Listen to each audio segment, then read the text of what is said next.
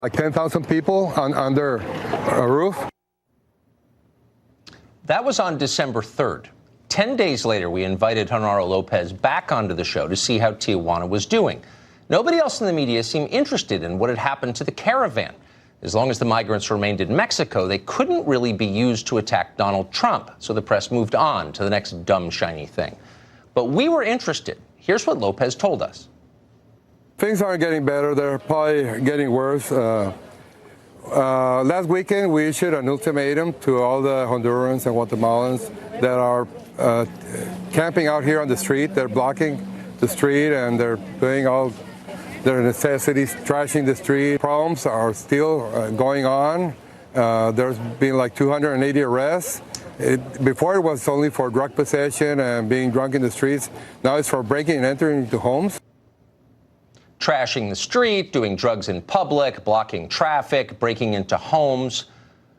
That's not at all what CNN promised us. Was Genaro Lopez one of those white nationalists the New York Times is always warning us about?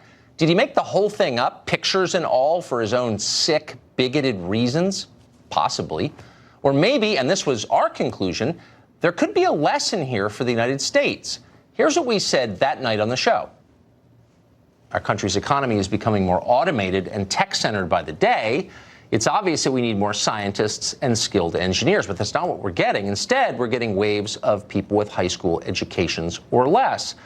Nice people, no one doubts that, but as an economic matter, this is insane. It's indefensible, so nobody even tries to defend it. Instead, our leaders demand that you shut up and accept this. We have a moral obligation to admit the world's poor, they tell us, even if it makes our own country poorer and dirtier and more divided. In a fast-evolving economy, it could be preferable to import more engineers and fewer people with low skills, no matter how nice or well-meaning those people might be, and we always assume they are. That's what we said. That was our claim, and it's hard to argue with that. In fact, nobody on the left did argue with it. They ignored it. Instead, they zeroed in on the last line. The left says we have a moral obligation to admit the world's poor, even if it makes our own country more like Tijuana is now, which is to say poorer and dirtier and more divided. That's what we said. It's true. Ask Genaro Lopez. Thanks to the efforts of the American left, he and his city are living with the consequences. But precisely because it is so obviously true, saying it out loud is a threat. Our immigration policy exists for the profit and the comfort of a relatively tiny number of people. Everybody else gets shafted, including Genaro Lopez and an awful lot of people just like him. Meanwhile, the people profiting from the policy don't want the rest of us to think about it too much. They want us just to mouth the empty platitudes and move on. Nothing to see here. Shut up and go away. Those who won't shut up get silenced. You've seen it a million times. It happens all the time. The enforcers scream, "Racist!" on Twitter until everybody gets intimidated and changes the subject to the Russia investigation or some other distraction. It's a tactic, a well-worn one. Nobody thinks it's real. And it won't work with this show. We're not intimidated. We plan to try to say what's true until the last day. And the truth is, unregulated mass immigration has badly hurt this country's natural landscape. Take a trip to our southwestern deserts if you don't believe it. Thanks to illegal immigration, huge swaths of the region are covered with garbage and waste that degrade the soil and kill wildlife. The Arizona Department of Environment Quality estimates that each illegal border crosser leaves 6 to 8 pounds of trash during the journey into our country. If you're interested in more detail, look at the website they've created. It's called Arizona Border Trash. It's dedicated to highlighting and cleaning up the thousands of tons of garbage strewn across Arizona by illegal immigrants every year.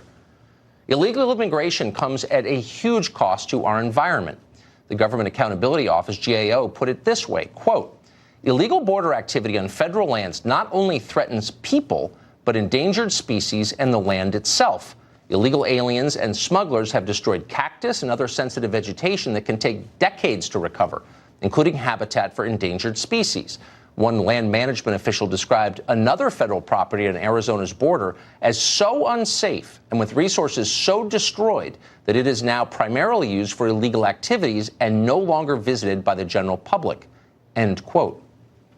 Now, keep in mind, that's not a press release from Donald Trump's campaign team. That's a federal study from 2002. That was back when people could do science without getting fired for it. The left used to care about the environment, the land, the water, the animals. They understood that America is beautiful because it is open and uncrowded. Not so long ago, environmentalists opposed mass immigration. They knew what the costs were. They still know, but they don't care. We do care, and we're going to continue telling you about it. We think you have a right to know, no matter what they say. Well, at the same time, the press barks about Russia. More and more American companies are binding themselves to China's fascist regime. Kind of amazing how that works. We've got details after the break. To celebrate the Grinch movie, IHOP has all new Grinch pancakes, mint hot chocolate, and kids eat free from 4 to 10 p.m. Right, Mr. Grinch? Get IHOP's new Grinch pancakes and see the Grinch in theaters. It's user